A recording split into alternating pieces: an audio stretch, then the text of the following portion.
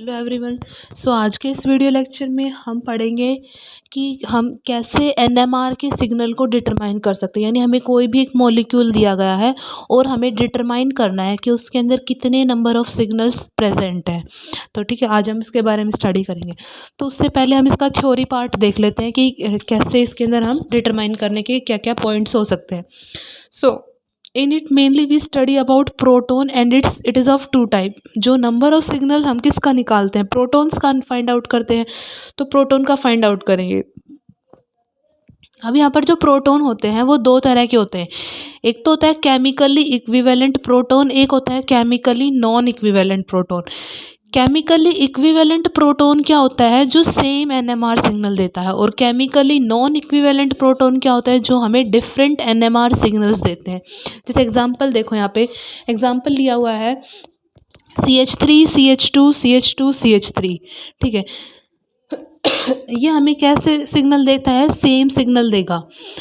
अब कैसे देगा वो हम आगे मेथड के अंदर पढ़ेंगे, इसको वो अच्छे से क्लियर करेंगे। लेकिन हम अभी आप यहाँ तक यही समझो कि ये हमें सेम एनएमआर सिग्नल देते हैं, ये हमें डिफरेंट सिग्नल देंगे। यहाँ पे मैंने लिखा है सब्स्टिट्यूशन मेथड। ये मेथड्स हम आगे स्टडी करेंगे किस तरीके से अप्लाई करते हैं। ठीक है, तो नंबर ऑफ सिग्नल के लिए हम प्रोटॉन्स की स्टडी करते हैं। दो तरह के प्रोटॉन होंगे, या केमिकली इक्विवेलेंट या नॉन इक्विवेलेंट। इक्विवेलेंट जो होंगे वो हमें सेम एनएमआर सिग्नल देंगे, नॉन इक्विवेलेंट जो होंगे हमें डिफरेंट एनएमआर सिग्नल देंगे। उसके बाद मैंने यहाँ पे लिख रखा है there will be the presence of TMS tetramethyl silane give only one NMR signal of 12 proton because all are equivalent. यहाँ पे एक जो TMS वर्ड आया ना, TMS वर्ड जो होता है टेट्रामिथाइल सिलेन के रेफरेंस में लिखा गया है कि जैसे हम कोई भी जैसे नोमेनक्लेचर होता है एनएमआर का, जो एनएमआर का नोमेनक्लेचर होता है वो TMS के बेस के ऊपर बताते हैं। हम TMS को एज अ रेफरेंस कंपाउंड लेके हम किसी भी एनएमआर के सिग्नल का नोमेनक्लेचर को डिफाइन करते हैं। ठीक है, तो वहाँ पे जो TMS होता है उसका जो स्ट्रक्चर होगा TMS का, टेट्रा मिथाइल सिलेन। ठीक है, उसका कुछ इस तरीका का स्ट्रक्चर होता है, बीच में टेट्रा मिथाइल सिलेन, तो मिथाइल यहाँ पे ये होंगे। तो इसके अंदर टोटल कितने वो हैं, कितने प्रोटॉन हैं इसके अंदर, टोटल नंबर ऑफ प्रोटॉन इसके अंदर 12 है, और 12 के 12 प्रोटॉन क्या है, इक्विवेलेंट होते हैं। इसलिए हम जो है TMS को as a reference compound use करते हैं अगर हमें नोमेनक्लेचर बताना हो एनएमआर सिग्नल का। ठीक है, उसके बाद एक छोटी सी टर्म और आती है यहाँ पे, टॉपिसिटी। टॉपिसिटी क्या होती है कि एक ही कार्बन पे जो प्रोटॉन है वो सेम है या डिफरेंट है, ये कौन बताता है हमें, टॉपिसिटी बताती है। जैसे मेरे पास ये है CH3 CH2 Cl, इस तरीके से है। तो एक ही कार्बन के ऊपर जो ये दो प्रोटॉन लगे हुए हैं ना, ये दोनों प्रोटॉन सेम है या डिफरेंट है, ये हमें कौन बताता है, टॉपिसिटी की हेल्प से हम इनको पता लगाते हैं। जैसे एक ही कार्बन पे जो प्रोटॉन है वो सेम है डिफरेंट है, ये हमें कौन बताता है, टॉपिसिटी बताती है। नेक्स्ट है ये दे कैन बी होमोटॉपिक, एनेंशियोटॉपिक एंड डायस्टीरियोटॉपिक। ये होमोटॉपिक भी हो सकते हैं, डायस्टीरियोटॉपिक भी हो सकते हैं, और एनेंशियोटॉपिक भी हो सकते हैं। और होमोटॉपिक और एनेंशियोटॉपिक जो होते हैं वो हमेशा सेम एनएमआर सिग्नल प्रोड्यूस करते हैं। जो होमोटॉपिक और एनेंशियोटॉपिक होते हैं वो सेम एनएमआर सिग्नल देते हैं, और डायस्टीरियोटॉपिक होते हैं वो डिफरेंट एनएमआर सिग्नल देते हैं। इसका मतलब क्या है कि मान लो मेरा ये जो मॉलिक्यूल है, मान लो ये जो मॉलिक्यूल है ना, ये क्या है, होमोटॉपिक है। होमोटॉपिक होने का मतलब क्या है कि ये हाइड्रोजन और ये हाइड्रोजन दोनों मिलके सिर्फ एक ही सिग्नल देंगे। ठीक है, एनेंशियोटॉपिक का भी मतलब यही होगा, सेम एनएमआर सिग्नल देंगे दोनों। लेकिन अगर ये डाइस्टीरियोटॉपिक हुआ तो क्या होगा, ये वाला हाइड्रोजन अलग सिग्नल देगा, ये वाला हाइड्रोजन अलग सिग्नल देगा। तो ये बात होती है एनेंशियोटॉपिक और होमोटॉपिक की, और डाइस्टीरियोटॉपिक में क्या होगा, ये डिफरेंट एनएमआर सिग्नल हमें प्रोवाइड करवाएगा। ठीक है, इसके बाद हम इसके अंदर मेथड्स पढ़ते हैं कि किस तरीके से हम इनको डिटरमाइन कर सकते हैं। तो first one is homotopic, enantiotopic, diastereotopic. We always talk about 2 groups 2 atom. इनके अंदर क्या होता है, हम हमेशा 2 ग्रुप मतलब दो एटम के रेफरेंस में, कभी भी तीन एटम्स को कंपेयर नहीं करेंगे, हमेशा दो एटम्स को कंपेयर करके चलेंगे। तो सबसे पहले हम होमोटॉपिक के लिए देखते हैं। सब्स्टिट्यूशन फर्स्ट है, मेथड नंबर फर्स्ट है सब्स्टिट्यूशन मेथड। सब्स्टिट्यूशन नाम से पता चल रहा है कि हम सब्स्टिट्यूट करके चेक करेंगे, ठीक है, फॉर होमोटॉपिक के लिए। तो जैसे मेरे पास ये वाला मॉलिक्यूल है, यहाँ पे क्या है, carbon H1 H2 CH3 CH3। अब मेरे को चेक करना है कि ये होमोटॉपिक है या नहीं है। तो हमें क्या करेंगे, हम सबसे पहले इसके अंदर किसी भी एक हाइड्रोजन, क्योंकि जो NMR का सिग्नल कौन देता है, प्रोटॉन देते हैं, यानी हाइड्रोजन देते हैं। 1H NMR पढ़ रहे हैं हम, तो 1H NMR के अंदर एक H1 को मैंने रिप्लेस कर दिया OH से। एक चीज़ यहाँ पे ध्यान रखना कि जो हम सब्स्टिट्यूशन करेंगे ना, वो बाकी जो इससे अटैच एटम है उनसे डिफरेंट होना चाहिए। मैंने यहाँ पे लिख भी रखा है कि don't use those group which was already present in it, यानी कि जो ग्रुप हम सब्स्टिट्यूट करेंगे ना, वो ग्रुप जो ऑलरेडी इसके अंदर प्रेजेंट है उसके जैसा नहीं होना चाहिए। तो यहाँ पे क्या होगा, H1 की जगह हमने OH आ गया और बाकी एज इट इज़ रहा। फिर मैंने एक बार मैंने H1 की जगह लगा कर देखा OH, और एक बार मैंने H2 की जगह लगा कर देखा। तो H2 की जगह लगा कर देखा तो ये हो गया। अब देखो, जैसे बोथ क्लियरली दिखाई दे रहा है, अगर हम इसको रोटेट करेंगे तो इन दोनों की सेम कन्फर्मेशन आएगी। Both are same, clarify it by rotation. हम इसको रोटेशन से क्लैरिफाई करेंगे, यानी क्या होगा, अगर सेम है, सब्स्टिट्यूशन करने के बाद अगर सेम आएंगे तो वो क्या हो जाएंगे, होमोटॉपिक। तो यानी हमारे H1 और H2 क्या हो गए, होमोटॉपिक हो गए। और होमोटॉपिक कैसे सिग्नल देते हैं, सेम NMR सिग्नल देते हैं, ठीक है। फिर दूसरा मेथड होता है होमोटॉपिसिटी को चेक करने का, that is symmetry method. Second method कौन सा होगा यहाँ पे, सिमिट्री मेथड। सिमिट्री मेथड के अंदर क्या करेंगे हम, जैसे हमारे पास यही मॉलिक्यूल था, अगर हम इसके ऊपर C2 एक्सिस का रोटेशन लगाएं, C2 एक्सिस यानी ऊपर से एक्सिस लगाएं और उसको रोटेट करें, तो क्या होगा, हमारे पास सेम कन्फर्मेशन आएगी सिमिलर तरीके से, ठीक है। तो उससे क्या होगा कि those proton which are interchange by CN axis are homotopic, यानी कि जो प्रोटॉन CN एक्सिस के थ्रू चेंज हो जाएंगे वो भी क्या कहलाएंगे, होमोटॉपिक। जैसा कि इस एग्जाम्पल के अंदर है, ये वाला CH3 इधर आ जाएगा, ये वाला CH3, यानी कि CN एक्सिस के थ्रू क्या हो जाएगा, ये इंटरचेंज।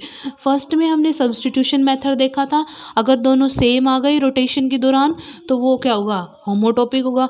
फिर सिमिट्री मेथड पढ़ा, उसके अंदर देखा अगर CN एक्सिस ऑफ सिमिट्री है तो भी होमोटॉपिक होगा। थर्ड हम पढ़ते हैं, थर्ड जो मेथड आएगा डिटर्मिनेशन का, that is symmetric method, sorry asymmetric centre method. तो एसिमेट्रिक सेंटर का मतलब क्या होता है, पहले तो ये पता होना चाहिए। तो एसिमेट्रिक सेंटर का मतलब होता है वहाँ पर जो कार्बन होगा उसकी sp3 हाइब्रिडाइजेशन होगी, और जो चार ग्रुप उससे अटैच होंगे वो चारों क्या होंगे, डिफरेंट होंगे। जैसे मान लो मेरे पास ये है, यहाँ पे मेरे पास कार्बन है, एक मैंने इसको OH से जोड़ दिया, एक क्लोरीन से, एक हाइड्रोजन से, और एक मैंने इसको अगेन इसको मैंने CH3 से जोड़ दिया। जैसे CH3 से जोड़ दिया, इस CH3 को ना इस तरीके से नहीं लिखते हम, जैसे कार्बन है उसके साथ अगर मेरे को CH3 लिखना है, तो जैसे मेरे को इधर CH3 लिखना है तो मैं इस तरीके से CH3 कभी नहीं लिखेंगे, ये गलत रिप्रेजेंटेशन होती है। अगर मेरे को कार्बन के साथ CH3 लिखना है तो हमेशा CCH3 इस तरीके से लिखते हैं। क्यों, क्योंकि कार्बन जिससे बॉन्ड बनाएगा उसी हाइड्रोजन से बॉन्ड नहीं बनाता, कार्बन इस CH3 के कार्बन से बॉन्ड, तो ये रिप्रेजेंटेशन सही है, ये रिप्रेजेंटेशन गलत है, ठीक है। तो सॉरी, हम बात कर रहे थे एसिमेट्रिक सेंटर क्या होता है, तो इसको आप समझ गए ना। इसको चलो मैं दोबारा बना देती हूँ, COH hydrogen chlorine and CH3। तो ये जो हमारा सेंटर होगा, ये जो कार्बन सेंटर होगा ये कहलाएगा एसिमेट्रिक सेंटर। क्यों, क्योंकि इससे लगने वाले चारों ग्रुप क्या है, डिफरेंट है, तो that is it is known as a asymmetric centre. तो देखो इसके अंदर क्या होगा, सो इन अबोव एग्जाम्पल, ऊपर वाले एग्जाम्पल के अंदर the carbon is not consider to be asymmetric centre. इस एग्जाम्पल के इसने बोला कि ऊपर वाले एग्जाम्पल के अंदर ये कार्बन एसिमेट्रिक सेंटर नहीं है। क्यों नहीं है, क्योंकि इससे लगने वाले ग्रुप क्या है, डिफरेंट नहीं है, सेम है। देखो यहाँ भी हाइड्रोजन, यहाँ भी हाइड्रोजन, यहाँ CH3, यहाँ CH3, तो यानी कि इससे लगने वाले एटम क्या है, सेम नहीं है, तो ये एसिमेट्रिक सेंटर नहीं है। सो आगे क्या है इसमें, carbon is not considered to be asymmetric centre because the four groups are different and after substitution of OH there will be not the presence of asymmetric centre, so it will undergo in the category of homotopic. यानी कि देखो हमने इधर substitution के अंदर आओ, यहाँ पे हमारे पास ये मॉलिक्यूल था, पहले ये कार्बन जो है वो एसिमेट्रिक सेंटर नहीं है। फिर हमने क्या किया, इसका सब्सटीट्यूशन किया इसके अंदर। सब्सटीट्यूशन करने के बाद हमारे पास ये बना।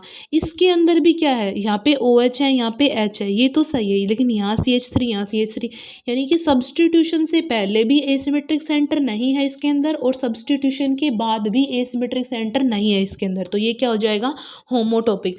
सो होमोटॉपिक होने की 3 कंडीशन है। कौन कौन सी, कि सब्सटीट्यूशन करें और सब्सटीट्यूशन करने के बाद अगर हम उसका रोटेशन करके देखें और वो दोनों सेम बने, दैट इज़ होमोटॉपिक। नेक्स्ट मेथड है सिमिट्री मेथड। सिमिट्री मेथड के अंदर क्या होता है, अगर वो CN एक्सिस से इंटरचेंज हो जाए आपस में, तो वो क्या होगा हमारे पास, होमोटॉपिक।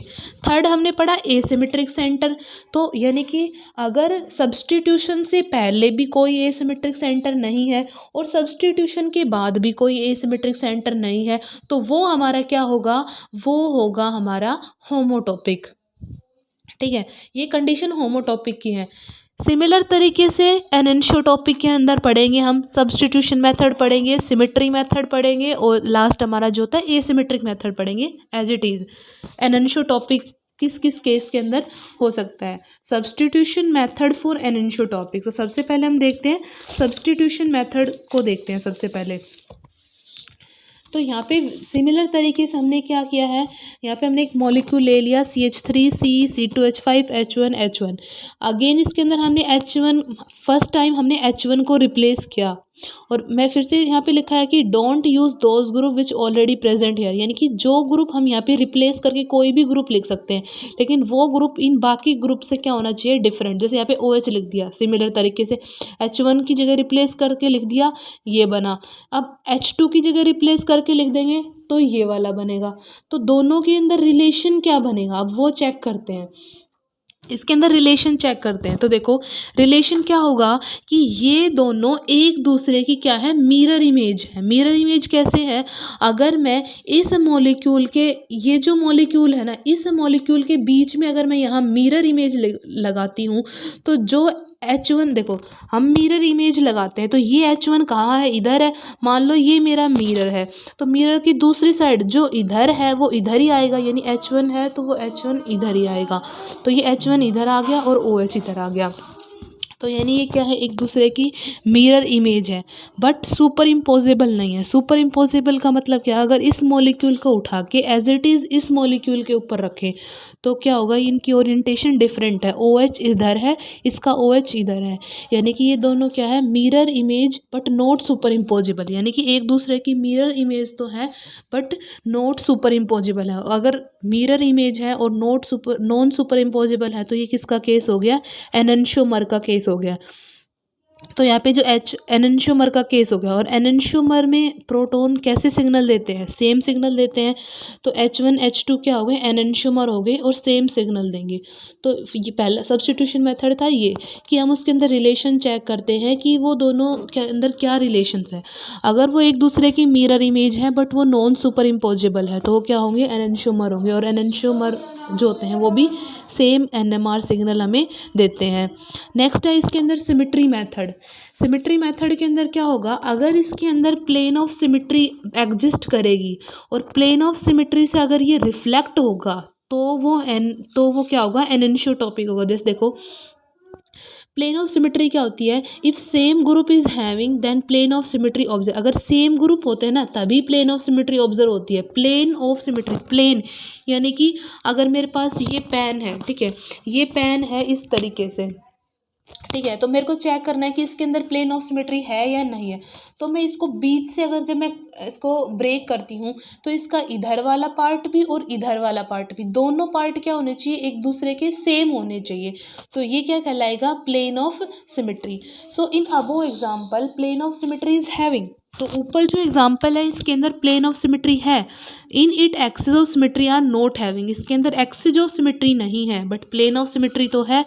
Here in above example the proton which are reflected by plane of symmetry are called enantiotopic. तो यहाँ पर जो प्रोटोन है, अगर वो प्रोटोन प्लेन ऑफ सिमेट्री से रिफ्लेक्ट होंगे तो वो क्या होंगे, एनिसोटोपिक होंगे। नेक्स्ट है इसमें, if it without substitution the carbon is not asymmetric centre but after substitution it becomes an asymmetric centre, so these group are. फिर थर्ड आता है इसमें एसिमेट्रिक सिमेट्री मेथड। देखो सब्सटीट्यूशन में रिलेशन देखते हैं, मिरर इमेज है और अगर वो नॉन सुपर इम्पोजिबल है तो एनेंशियोमर होगा। प्लेन ऑफ सिमेट्री में देखते हैं कि अगर वो प्लेन ऑफ सिमेट्री से रिफ्लेक्ट होता है तो वो क्या होगा, एनेंशियोटॉपिक होता है। थर्ड हम देखते हैं एसिमेट्रिक सेंटर, थर्ड हम यही देखते हैं ना, एसिमेट्रिक सेंटर, यहाँ पे मैं लिख देती हूँ एसिमेट्रिक सेंटर। तो इसके अंदर क्या होगा, एसिमेट्रिक सेंटर के अंदर कि जब तक मैंने सब्सटीट्यूशन, मेरे पास पहला मॉलिक्यूल था उसके अंदर कोई भी एसिमेट्रिक सेंटर प्रेजेंट नहीं था, लेकिन सब्सटीट्यूशन करने के बाद उसके अंदर एसिमेट्रिक सेंटर प्रोड्यूस हो गया, तो हम उसको क्या बोलेंगे कि वो क्या होगा, एनेंशियोटॉपिक होगा। जिस तरीके से यहाँ पे देखो ये लिया था हमने, यहाँ पे देखो H1 H2 दोनों सेम है, यानी ये हाँ जो कार्बन है वो क्या है, एसिमेट्रिक सेंटर नहीं है। लेकिन हमने उसके अंदर क्या किया, हमने उसके अंदर एक ग्रुप को रिप्लेस कर दिया, एक हाइड्रोजन को रिप्लेस करने के बाद ये क्या बन गया, एक एसिमेट्रिक, क्योंकि इसके चारों ग्रुप क्या है, डिफरेंट है। यहाँ पे CH3 है, OH है, C2H5 है, H2, यानी चारों ग्रुप डिफरेंट है। यानी सब्सटीट्यूशन के बाद अगर एक एसिमेट्रिक जनरेट हो जाता है तो वो क्या कहलाएगा हमारे, वो कहलाएगा एनेंशियोटॉपिक। सिमिलर तरीके से हम डाइस्टीरियोटॉपिक अगर होगा तो किसको किस तरीके से चेक करेंगे। जैसे हमारे पास ये वाला मॉलिक्यूल है, इस वाले मॉलिक्यूल के अंदर हमने क्या किया, CH3 carbon, hydrogen, chlorine, H2। सबसे पहले हम देखेंगे इसके अंदर एसिमेट्रिक सेंटर है, तो इस सेंटर को चेक करते हैं सबसे पहले, इस वाले को। तो इधर CH3 है, इधर हाइड्रोजन है, इधर क्लोरीन है और यहाँ पर क्या है CH, यानी कि 1 2 3 4, यानी कि यहाँ पर क्या है, एक एसिमेट्रिक सेंटर प्रेजेंट है, ये वाला। ठीक है, ये हमारा रेफरेंस कंपाउंड है जो हमने स्टार्टिंग के अंदर लिया है, ये वाला है वो। ठीक है, तो इसके अंदर पहली बात तो एक एसिमेट्रिक सेंटर है ये वाला। ठीक है, अब हम क्या करेंगे, अब हम इसके अंदर H1 को रिप्लेस करेंगे, इस वाले H1 को Cl से रिप्लेस करेंगे तो ये बनेगा, और इधर H2 को करेंगे ये बनेगा। और फिर हम देखेंगे कि ये दोनों जो हैं, ये दोनों एक दूसरे की मिरर इमेज है या नहीं है। अगर है तो एनेंशियोटॉपिक होगा, अगर मिरर इमेज है और वो नॉन सुपर इम्पोजिबल है तो एनेंशियोटॉपिक होगा। अगर ये दोनों एक दूसरे के मिरर इमेज नहीं है, not E mirror image of each other, ये दोनों एक दूसरे की मिरर इमेज नहीं है, तो वो क्या होंगे, डाइस्टीरियोटॉपिक होंगे। और जो डाइस्टीरियोटॉपिक होते हैं वो क्या देते हैं, हमें डिफरेंट NMR सिग्नल देते हैं। ठीक है, दूसरा मेथड क्या होगा, इसके अंदर सिमेट्री मेथड होता है। सिमेट्री मेथड के अंदर क्या होता है, those protons group which are bisected by plane of symmetry called diastereotopic, यानी कि जो प्रोटॉन या जो ग्रुप प्लेन ऑफ सिमेट्री के थ्रू बाइसेक्ट होते हैं उनको हम क्या बोलते हैं, डाइस्टीरियोटॉपिक। जैसे यहाँ पे देखो ये हमारे पास, हमने कोई एग्जांपल लिया और इसके अंदर H1 और H2, इसके अंदर ये वाला प्लेन प्रेजेंट है, यानी कि अगर हम इसको यहाँ से काटे तो ये इक्वल पार्ट के अंदर क्या होता है, डिवाइड हो जाता है। तो having one plane of symmetry so it is diastereotopic, इसके अंदर एक प्लेन ऑफ सिमेट्री है इसलिए डाइस्टीरियोटॉपिक होगा। और डाइस्टीरियोटॉपिक होते हैं वो डिफरेंट सिग्नल देते हैं, तो यहाँ पे H1 का अलग सिग्नल आएगा और H2 का अलग सिग्नल आएगा। इसी तरीके से यहाँ पे एक और एग्जांपल ले रखा है CH3, इसमें भी एक क्या है, प्लेन ऑफ सिमेट्री है, तो वो डाइस्टीरियोटॉपिक होगा। दोनों जो CH3 है वो अलग सिग्नल देंगे, ये वाला हाइड्रोजन अलग सिग्नल देगा। ठीक है, उसके बाद है अगर ऑलरेडी एक asymmetric center is having then after substitution it give rise to one more asymmetric center then the center at which substitution is done is known as diastereotopic. यानी कि सब्सटीट्यूशन करने से पहले, मतलब जो रेफरेंस कंपाउंड था वो हमने देखा था उसके अंदर एक एसिमेट्रिक सेंटर था, और सब्स्टिट्यूशन करने के बाद उसके अंदर एक और एसिमेट्रिक सेंटर आ जाए तो वो क्या कहलाएगा, डाई स्टीरियोटॉपिक। और डाई स्टीरियोटॉपिक के केस में ही हम केमिकल एनवायरनमेंट मेथड देखते हैं। केमिकल एनवायरनमेंट यानी कि जो हमारा ग्रुप है उसके साइड का एनवायरनमेंट क्या है, मतलब उसके साथ लगने वाले जो एटम है वो कौन से होंगे। अगर सेम होंगे तो डाई स्टीरियोटॉपिक, अगर डिफरेंट है तो देखो यहाँ पे This rule is mainly helpful in distereotopic. Here we check the chemical environment of two of those proton in which we define its nature. So, if the neighboring different or of the protons, then such protons are diastereotopic. यानी कि जो chemical environment है वो हम सिर्फ किसके अंदर देखते हैं, डाइस्टीरियो के अंदर देखते हैं। होमो और हिट्रो के अंदर नहीं,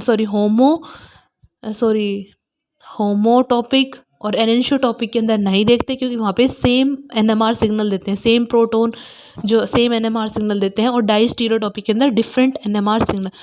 तो ये पूरा थ्योरी पार्ट था कि किसी भी एक मॉलिक्यूल के अंदर कितने नंबर ऑफ सिग्नल प्रेजेंट हो सकते हैं, उनको हम किस तरीके से कैलकुलेट करेंगे। तो इन सब मेथड्स को ध्यान में रखते हुए हम किसी भी सिग्नल को क्या कर सकते हैं, किसी मॉलिक्यूल के अंदर कितने सिग्नल्स हैं वो फाइंड आउट कर सकते हैं। सो आज की वीडियो में इतना ही। बस एक बार यहाँ पे ये देख लो कि इन क्वेश्चन को ना हम सीक्वेंस से सोल्व करेंगे, मतलब बिल्कुल पहले होमोटॉपिक, एनेंशियोटॉपिक, डाइस्टीरियोटॉपिक ऐसे समझेंगे। होमोटॉपिक के अंदर CN एक्सिस के थ्रू रोटेशन देखते हैं, एनेंशियोटॉपिक से सिग्मा से रिफ्लेक्शन चेक करते हैं, और डाइस्टीरियोटॉपिक में बाइसेक्शन मतलब बाइसेक्ट हो रहा है नहीं प्लेन ऑफ सिमेट्री से, वो चेक करते हैं। सो आज की वीडियो में बस इतना ही, इसका थ्योरी पार्ट। अब नेक्स्ट जो वीडियो आएगी उसमें हम इसके कुछ क्वेश्चंस को ट्राई करेंगे। तब तक के लिए आप इतना पढ़ो, अगर इसमें कोई प्रॉब्लम हो तो आपको मेरे को कमेंट बॉक्स में ज़रूर बताएं। आज के लिए बस इतना ही, थैंक यू।